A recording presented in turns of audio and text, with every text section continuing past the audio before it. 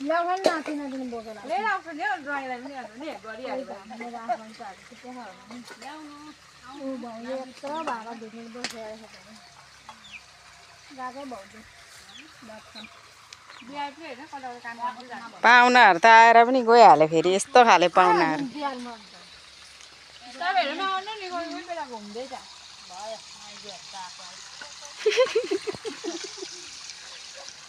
आएको भन्छ